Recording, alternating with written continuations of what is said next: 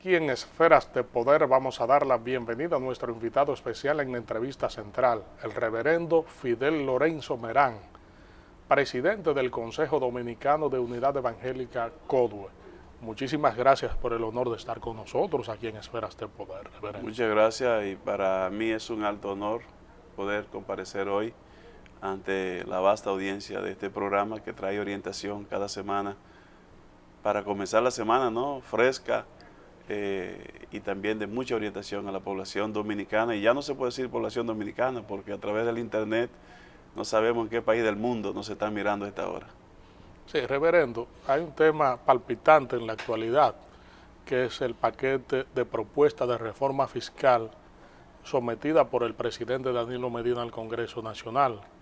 Ya de inmediato el Congreso integró una comisión bicameral para estudiar esa pieza. Quisiéramos su enfoque desde el punto de vista del impacto que podría tener ese conjunto de propuestas para el país.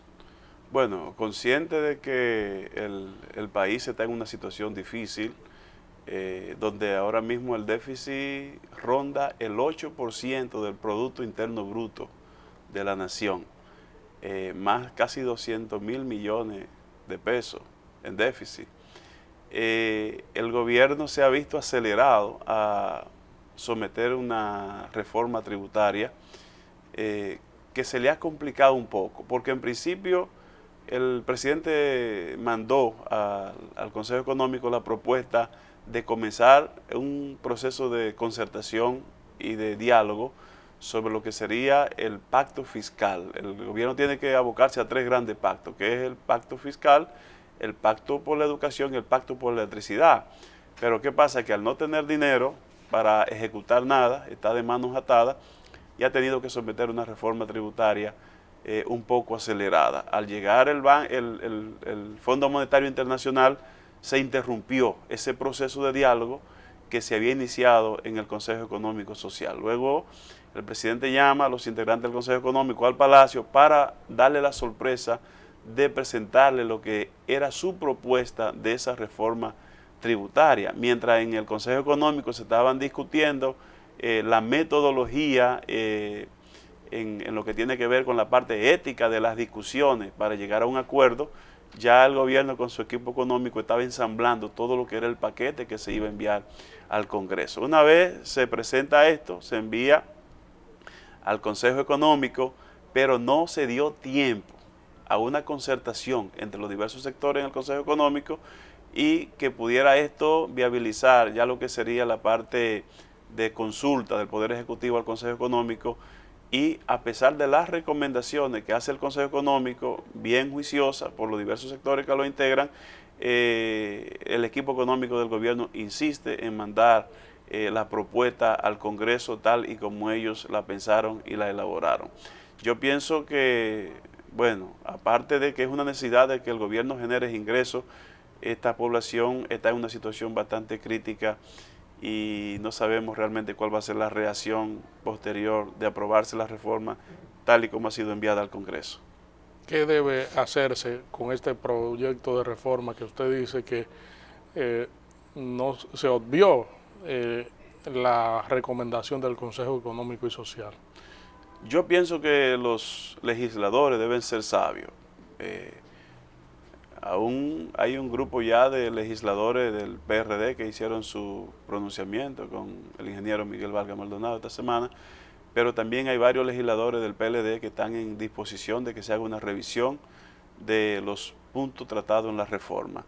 Y yo pienso que eso sería sabio, porque hay medidas allí que de imponerse serían aterradoras para la población. Por ejemplo, se ha dicho que se hicieron algunos cambios en la reforma que se envió, pero los cambios que se presentan es como eliminar la pretensión de poner un 10 el ITEVI a los combustibles.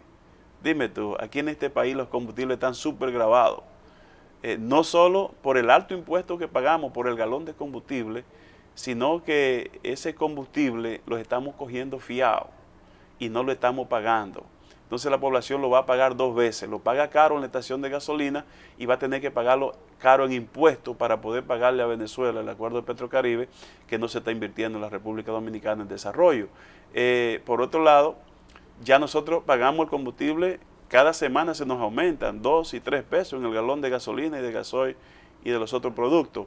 De manera que pretender, aparte de eso, ponerle el ITEVI también, eso sería criminal para la población dominicana. Aquí sabemos que quienes pagamos el combustible caro somos la clase media y la clase de bajos ingresos. Las exenciones de impuestos para el combustible a las grandes empresas, eso no hay quien lo mueva. Aquí hay empresas que reciben exoneraciones de miles y miles de galones de combustible o millones de galones de combustible cada mes, aunque no lo usen, y lo venden a terceros. Sin embargo, el gobierno no mira para allá como una forma de recaudar más ingresos y descargar un poco a la población de eso. Otra propuesta era la de gravar el sueldo número 13. Es una tontería, hermano, pensar en gravar el sueldo 13, que también va a afectar a la mayoría, porque a los que ganan grandes salarios eso no le va a afectar, pero a los que ganan salario mínimo le podría afectar. O sea, yo pienso que eso se pone de adorno ahí, previendo que obviamente va a ser quitado y entonces traer un premio de consolación a la población para que se tranquilice. Hay muchos impuestos que están figurando ahí. Por ejemplo, ese proyecto que fue enviado solamente trae exento del pago de impuestos en la zona de las bebidas, solamente a los jugos naturales y al agua. Después, todas las demás bebidas están grabadas en esa reforma con el ITEVI. O sea, eso es un atentado. En un país como este, también grabar, un país que no tiene cultura de ahorro, grabar el ahorro en los bancos, eso va en contra de lo que sería incentivar una política de ahorro en la República Dominicana, un país que no tiene absolutamente cultura de ahorro, que la gente gasta todo lo que gana y más de lo que gana. Aquí debería, al contrario, incentivarse al que ahorra. Al que ahorra 1,000 pesos debería ponérsele 100 pesos de incentivo para que continúe ahorrando, porque así es como se crea una reserva en la mano de la población, de la nación. Bueno, el Congreso, cuando hay proyectos de esta dimensión, de esta categoría y que genera un impacto social de altas dimensiones, regularmente hace vistas públicas para escuchar el sentir de cada uno de los sectores. ¿El CODO está dispuesto a ir a exponer algún reparo formal al Congreso sobre este proyecto? Claro que sí, nosotros como parte de la sociedad civil y de las organizaciones sociales que conforman parte del Consejo Económico, hemos presentado una propuesta consensuada en la que incluso se planteaba una reforma sin la necesidad de ampliar la base del ITEVI y sin crear nuevos impuestos. Obviamente había que enfrentar a los verdaderamente poderosos, a los intocables de esta nación. El gobierno tal vez todavía no se siente en la confianza, aunque ha dado muestra de gallardía, ¿no?, y de atreverse a hacer cosas diferentes, todavía no está al nivel de enfrentar, por ejemplo, a la Barrigol y revisar el contrato de tal manera que el Estado pueda ser beneficiado con mayores ingresos por el regalo de los recursos naturales que le corresponde a toda la población dominicana.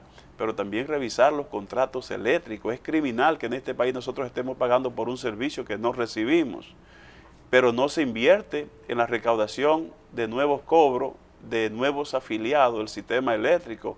Los organismos internacionales aportaron un dinero, hicieron un bulto ahí, buscaron 2 o 3 nuevos clientes que ya eran clientes y lo disfrazaron, pero no hicieron ningún esfuerzo para integrar nuevos cotizadores al sistema eléctrico que pueda aumentar los ingresos.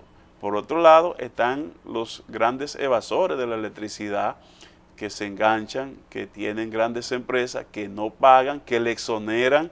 Aquí hay empresas que le han exonerado 250 millones de pesos de deuda en electricidad, pero tienen sus amarres con el gobierno, tienen sus enlaces. Entonces, Fidel Lorenzo sí tiene que pagar una factura cada mes excesivamente alta, que no consumo, a nombre de otros. Entonces, esos grandes que consumen mucha electricidad no son fiscalizados ni son tratados con la misma medida. Entonces, yo creo que tiene que llegar un día que el presidente diga de verdad lo que ha prometido, de que va a defender la clase pobre de la nación, y debe comenzar por ahí. Bueno, a lo mejor venga esa propuesta con el pacto de electricidad que resta Danilo Medina se había propuesto 3 grandes pactos, el fiscal, el de la educación y el de electricidad. Usted dice que hay que revisar los contratos energéticos. Hay otros sectores, incluyendo el vicepresidente de la CDEE, que han expresado que es imperativo, pero el sector energético, tanto el generador como el distribuidor, dice que el asunto es de cumplimiento, o sea que el déficit se experimenta por el incumplimiento en el pago. ¿Qué usted tiene que decir sobre este aspecto? No creo que sea por el cumplimiento del pago, hay otros factores también. Primero, esos contratos son leoninos, o sea, en contra del pueblo dominicano. Alguien cobró, hicieron los contratos que solamente favorece a esas empresas distribuidoras y generadoras de electricidad. Segundo, no se ha incluido, aquí hay un alto porcentaje de la población localizable, pero no se ha hecho ningún esfuerzo. Los barrios nuevos, la Corporación Dominicana de Empresas Eléctricas Estatales no se ha ocupado de instalar un sistema regulado que le permita a ellos también accesar al pago, ya sea de mucho o poco, pero que puedan cotizar. Y por otro lado, lo que decía ahorita ya de los grandes consumidores que tienen la manera de presionar al gobierno para que le exonere grandes deudas, y hemos visto incluso en funcionarios del mismo gobierno que se han resistido a pagar la factura eléctrica como un alegato porque no reciben el servicio, pero el resto de la población no puede apelar a eso. Mientras sigamos así con la electricidad como un gran negocio, la República Dominicana no va a salir del subdesarrollo, ni va a entrar en un proceso de competitividad y de productividad. No se van a generar nuevos empleos, pero tampoco nuestras empresas van a estar en condiciones de competir con las extranjeras que están dentro de las mismas condiciones, porque los demás países ya han superado hace mucho tiempo ese problema de electricidad. Incluso países como Cuba, con mucha más necesidad económica que nosotros, han superado ese problema y nosotros todavía estamos encharcados en eso. El presidente Danilo Medina dice que no tiene otra salida que no sea la propuesta de reforma fiscal que ha hecho actualmente para garantizar la estabilidad macroeconómica, el crecimiento económico y tener nuevos senderos en torno al rumbo del país. Bueno, ahí han habido propuestas del sector social que son propuestas hechas por economistas, bien consensuadas, bien discutidas, bien analizadas, que plantean otra manera de cómo levantar los ingresos. Aquí hay un nivel de evasión exageradamente alto. Por ejemplo, aquí se aprobó lo que es el comprobante fiscal en el impuestos internos para todas las empresas registradas. Sin embargo, tú vas a una empresa y te preguntan cómo lo quieres, con comprobante o sin comprobante. O sea, es opcional. La mayoría de empresas aquí cobran el ITEVI a los contribuyentes y ellos no lo pagan en impuestos internos.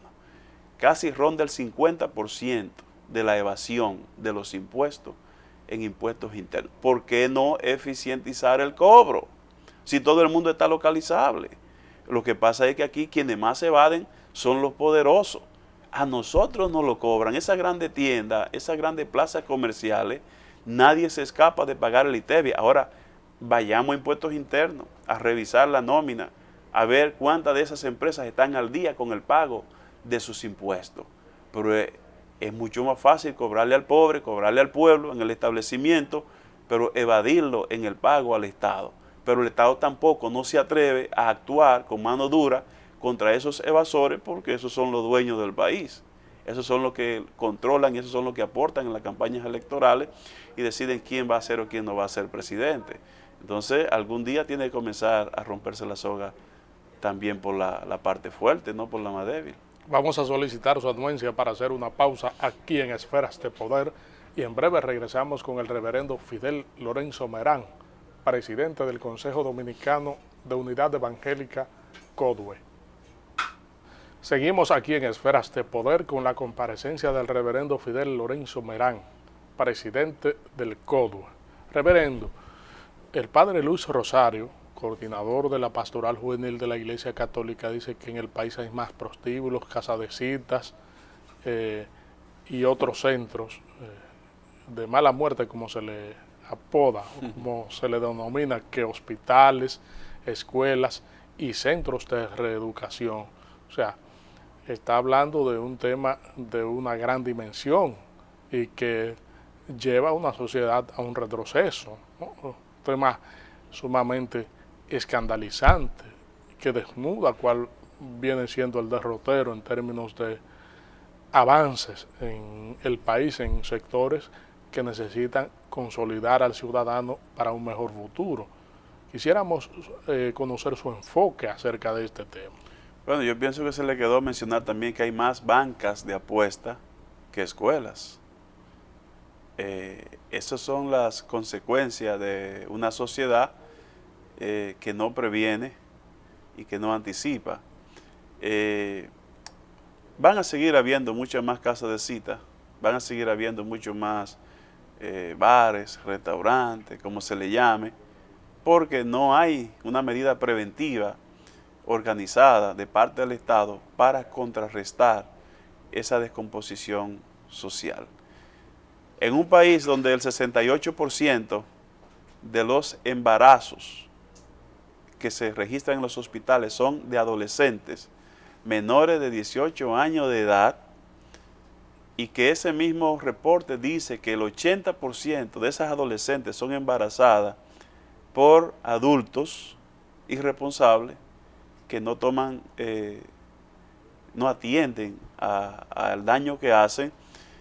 Obviamente, un país con un bajo nivel de desempleo, que el 56% de la producción es informal, o sea, no hay empleo para la juventud, pero tampoco hay una atención o asistencia social del Estado a ese tipo de necesidades.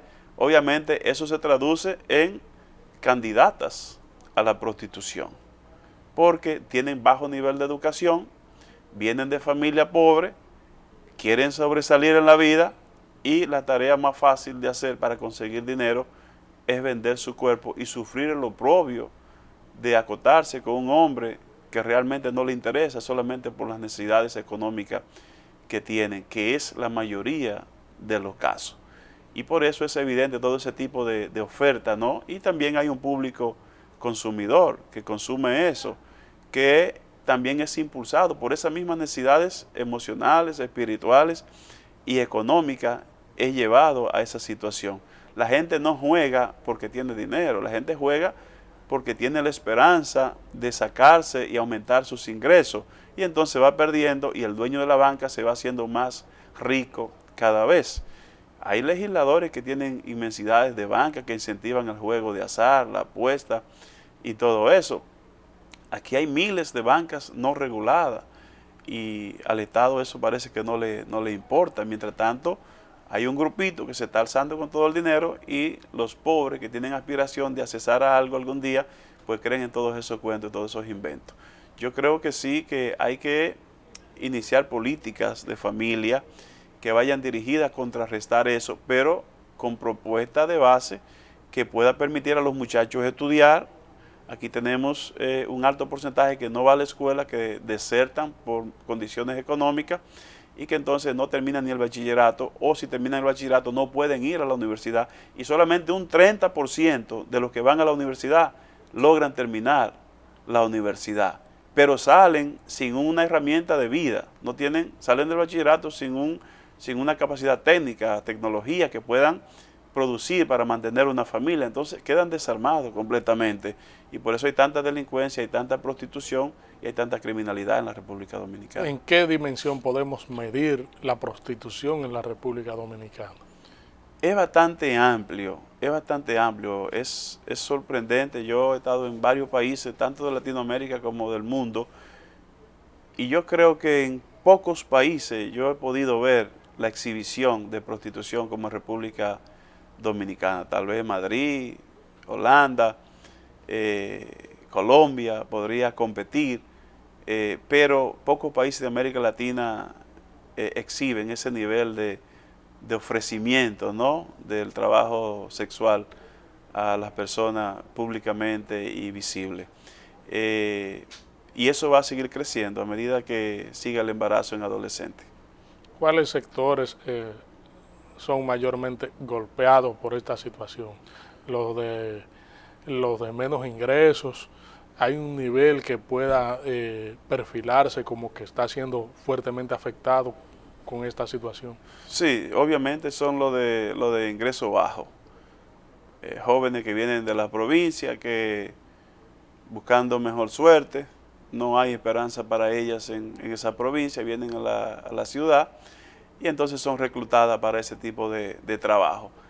Porque no lo hacen, yo diría que tal vez el 80% no lo hacen porque le place, sino porque tienen necesidades. Una joven rica tal vez lo haría, pero lo haría bajo otras condiciones, bajo otros requerimientos y exigencias, ya porque no lo está haciendo por necesidad, no lo está haciendo para comprar comida, ni un vestido, ni medicina para mandársela a sus hijos, sino porque quiere vivir una vida de lujo y eso también es su medio de adquisición. Ese tipo de prostitución la hay en Estados Unidos, la hay en grandes países europeos, pero un turista tendría que pagar $300 para estar con una prostituta por una hora, o $500, como ha sonado en Estados Unidos con los deportistas y las actrices y los actores y esas cosas.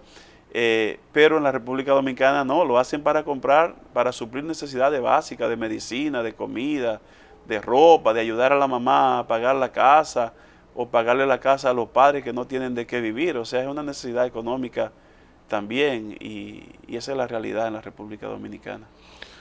Es un tema arrastrado otro y necesariamente hay que abordarlo en toda su dimensión. Actualmente se está proponiendo el aumento de las penas en el Código Penal y el aumento de las penas a los menores, que es flexible. En algunos sectores dice que esto debe ir aparejado de alternativas que prohíban originar esas situaciones que se derivan en esas sanciones. ¿Qué usted opina sobre esto? Bueno, sobre esto yo estoy diciendo, primero, eso es agarrar el rábano por las hojas. Usted conoce eso si usted es de campo, ¿no? Y otro es una medida populista de los legisladores, quienes mismos aprobaron la ley 13603, que es el Código de Protección y Garantía de Derechos de los Niños, Niñas y Adolescentes en la República Dominicana. Y el organismo rector de las políticas públicas en materia de niñez, el Consejo Nacional de la Niñez, CONANI, que ha tenido que liderar ese proceso con muy pocos recursos. Los legisladores saben bien claro que esa ley todavía no ha sido aplicada ni siquiera en un 60%. Esa ley establece en principio responsabilidades. Primero, responsabilidades al Estado. Segundo, responsabilidades a la familia, a los padres. Y tercero, responsabilidades a la sociedad. Yo podría decir que el Estado no ha cumplido. ¿Por qué el Estado no ha cumplido? Bueno, porque la ley establece la instalación de juzgados de menores en todas las provincias y municipios del país para que puedan ser atendidas las necesidades de los niños, niñas, adolescentes. Pero también establece la conformación de las juntas de restitución de derechos en cada una de las comunidades del país. Eso no se ha cumplido. Esa misma ley establece que el Estado es el garante de la educación de los niños, niñas y adolescentes. Y aquí tenemos un déficit de 18,000 aulas en el Sistema Nacional de Educación. De tal manera que si no fuera por la inserción de las iglesias en materia de educación, aquí se quedaría un amplio margen de la población infantil sin educación, porque el Estado no suple esa necesidad. El Estado apenas da un presupuesto pírrico al Consejo Nacional de la Niñez para toda esa rectoría, por lo tanto no ha podido avanzar, pero tampoco provee los recursos a las ONG que trabajan con la niñez, modelando su conducta, ayudando en el carácter, a la reinserción escolar, a la reinserción familiar y en todo ese proceso. Entonces el Estado no ha cumplido, pero tampoco han cumplido los padres, porque aquí tenemos muchos padres irresponsables, precisamente que están embarazando muchachas y la dejan a su suerte, y esos niños con un padre ausente, una madre que por sus condiciones se convierte en sobreprotectora, son candidatos a la criminalidad, a la delincuencia, a la homosexualidad, al lesbianismo y a todas esas aberraciones. por el descuido de los padres de no asumir su responsabilidad. El padre tiene que ser responsable de sus hijos hasta que llega a la mayoría de edad y no puede excusarse de sus actos. El muchacho es responsable después que cumpla la mayoría de edad porque el padre lo educó, el padre lo instruyó, pero los padres no estamos cumpliendo ese rol. Entonces vemos muchos padres irresponsables decir en los medios de comunicación que sus hijos deben ser juzgados como adultos porque ya ellos no pueden con ellos. Esa es la responsabilidad de un padre que no asumió su rol desde el primer día de nacimiento de su hijo hasta llevarlo a la mayoría de edad. En tercer lugar, la sociedad no ha cumplido. Por ejemplo, la misma ley establece que los ayuntamientos deben invertir el 5% de sus ingresos en programas que garanticen los derechos de niños, niñas y adolescentes, y ninguno de los ayuntamientos ha cumplido con esto. Entonces frente a esto, a quien le vamos a castigar son a la víctima. Vamos a legislar y a cambiar la ley por la consecuencia, pero no por la causa. Yo pienso que los legisladores deberían ser mucho más sabios,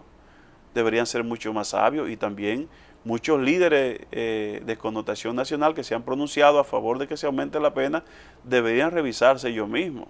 Aquí hay legisladores que tienen hijos de 14, 15 años y no lo han reconocido, no lo han declarado, no han asumido su rol como padre. Entonces deberían enfocarse en esa dirección. Pero hay muchos líderes también que hablan muy bonito, que tampoco han asumido su responsabilidad con sus hijos en la casa y que tienen hijos que no lo han reconocido, no lo han declarado ya adultos. Entonces hay que revisar el modelo de moralidad, ¿no?, del liderazgo también, que apoya ese tipo de cosas que son medidas populistas para quedar bien con algunos. Vamos a solicitar nueva vez su anuencia para hacer una pausa aquí en Esferas de Poder y en breve regresamos.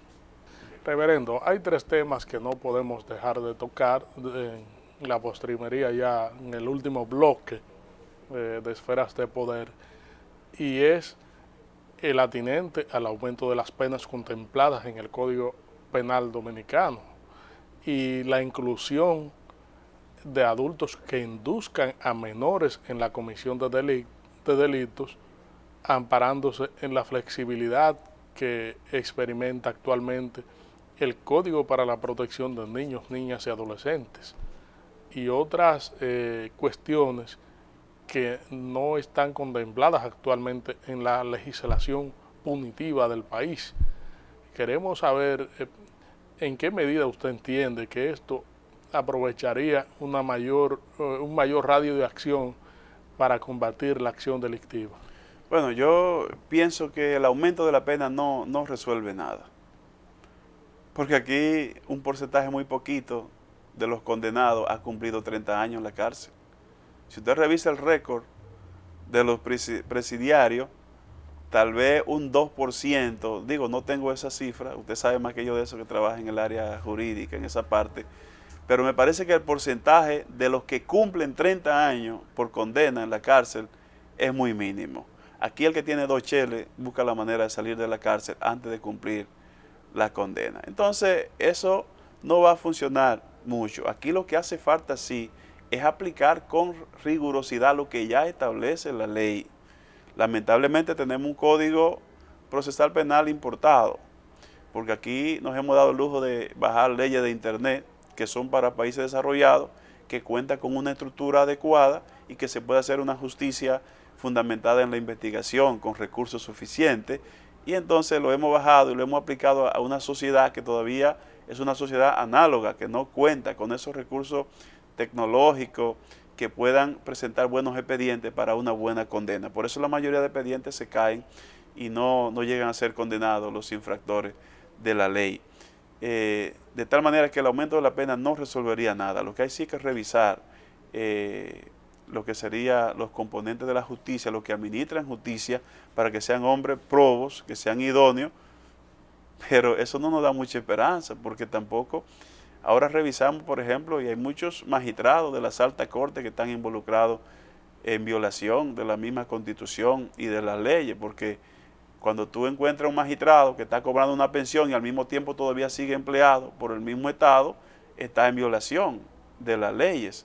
Entonces, esos son los de alta, mucho más los de abajo, que no tienen suficientes ingresos, negocian sus fallos por dinero y por otro tipo de intercambio, de prebenda. Lo que sí funcionaría bien es endurecer la pena a aquellos adultos depredadores que inducen e involucran a adolescentes y a niños en actividades delictivas, que nunca se ha sido categórico ni se ha perseguido eso con rigurosidad. Entonces, a la hora que se castigue al adulto infractor, pero también al adulto que no cumple con sus responsabilidades, a los padres irresponsables que abandonan a sus hijos a su suerte, eso también hay que perseguirlo, hay que castigarlo, porque eso tal vez frenaría que hombres estén teniendo hijos sin una planificación de cómo lo van a mantener y cómo lo van a criar. Entonces en esa parte sí habría que prestar atención e incluir y fortalecer un poco las sanciones ya a otras modalidades de criminalidad y de delitos que no están contemplados en el código. El tema de la violencia en el país, que ha sido también motivo de preocupación, y algunas acciones que han llamado mucho la atención por la forma en que se han materializado muchos hechos de violencia que han originado horror en la ciudadanía. ¿Qué alternativa usted entiende que debe buscarse para que la gente tenga mayor conciencia en cuanto a las medidas de precaución, prevención y de concienciación acerca de la actuación de cada ciudadano? Bueno, aparte de que hemos venido construyendo una sociedad violenta, porque aquí hay violencia a todos los niveles. Cuando se niega derecho, eso es violencia. Cuando una persona no tiene la oportunidad de educarse, se está violentando un derecho. A veces nada más juzgamos la violencia desde el punto de vista ya operativo y visible, físico, pero hay una violencia soterrada que es mucho peor que esa, y que esa responde precisamente como consecuencia de esa negación de derecho. Hay una explosión social, la gente está aprendiendo modelos de cómo conquistar espacio, cómo adquirir bienes fácil, porque estamos construyendo una sociedad violenta. Tenemos algunos medios de comunicación, por ejemplo, que su mayor rating son programas de violencia, de morbosidad, que venden cómo opera el sistema del narcotráfico, cómo opera la criminalidad, cómo opera la prostitución, y todo eso va incentivando a nuestros jóvenes, aparte de no tener la oportunidad de una buena educación. Es en el hogar donde se enseña a obedecer las reglas. Si el muchacho no aprendió en el hogar a obedecer las reglas cotidianas del hogar, a someterse a la autoridad de un padre y de una madre, tampoco va a aprender a someterse a las leyes ni a respetar las leyes, y mucho más si no tiene incentivo de quienes gobiernan del respeto a las leyes y de también someterse a las leyes. O sea, esto no nos ayuda. ¿Qué nos ayudaría? Bueno, que comencemos a revisar nuestra conducta como padres y comencemos a generar lo que sería un sistema de educación en valores. Aquí sacamos de la escuela la educación cívica, moral y cívica, para meter otras cosas. Aquí necesitamos volver a enseñar los valores en la escuela, que eso va a ayudar un poco a los niños a suplir esa necesidad que los padres no están supliendo en el hogar, de enseñar valores, de enseñar respeto, de enseñar la convivencia pacífica. Pero también nosotros como institución hemos planteado la necesidad de que no se divida más la sociedad. Aquí se han creado organismos para proteger a la mujer y se han creado organismos para proteger a la niñez. ¿Pero protegerlo de quién? Del hombre. O sea, muchos de esos organismos plantean que el hombre es el monstruo de quien hay que cuidarse, que la sociedad tiene que cuidarse del hombre, que es el monstruo que los violenta y que le niega sus derechos. Yo creo que aquí hay que pensar más de manera integral en la familia, el hombre, la mujer, los niños. Por eso nosotros hemos planteado una iniciativa de familia a 5 años que se llama El diseño de Dios para la familia, y vamos a trabajar con el 20% de los hogares dominicanos en estos 5 años en lo que sería modelar la relación entre esposo y esposa, entre padre e hijo, entre hermanos, el respeto y la sumisión a las leyes y otros temas de interés que van a ser abordados, y ya estamos creando los módulos y ya estamos comenzando en la provincia a compartir con líderes de diferentes grupos sociales para que ellos puedan a su vez multiplicar este modelo. Ahora, los gobiernos anuncian cruzadas, pero no nada más son anuncios. Aquí se vive de operativo en operativo. no hay una estrategia a largo plazo para contrarrestar los males que causan ese nivel de violencia que se refleja en la calle, y que si no invertimos hoy en esos niños, mañana vamos a tener que invertir en seguridad para protegernos de ellos mismos y hay menos resultados. Es mejor invertir mientras están jóvenes, que pueden ser moldeados, antes que lleguen a ser adultos y ya no haya remedio. Desde el punto de vista integral, ¿qué debe hacerse? Debemos abocarnos, las iglesias, las escuelas, las instituciones que organizan el sistema de rectoría de niñez, de familia, el Ministerio de la Mujer, y ha habido planteamientos de sectores nuestros que plantean la necesidad de la creación del Ministerio de la Familia y unir a esos ministerios para cambiar la imagen y trabajar con la familia en su integralidad, y no seguir trabajando por sectores y por separado, porque lo que estamos es creando islas que se confrontan y que entienden que pueden sobrevivir la una sin la otra. ¿Cómo debe evaluarse el trabajo que se ha hecho en este asunto para combatir y concientizar a la familia dominicana, a la población, acerca de las consecuencias que genera un hecho de violencia intrafamiliar y en sentido general? Bueno, no ha habido realmente un aterrizaje en eso, se han hecho solamente anuncios, pero, por ejemplo, ahí está el Ministerio de la Mujer con una campaña ahora para noviembre de no violencia contra la mujer, pero no tiene ni un centavo ni para imprimir los afiches. Está el Consejo Nacional de la Niñez abogando porque se invierta más lo que dice la ley en la niñez y no se invierte. Estamos nosotros, las instituciones de la sociedad civil, las iglesias, invirtiendo, autogestionando, pero tampoco recibimos un espaldarazo del gobierno, del Estado.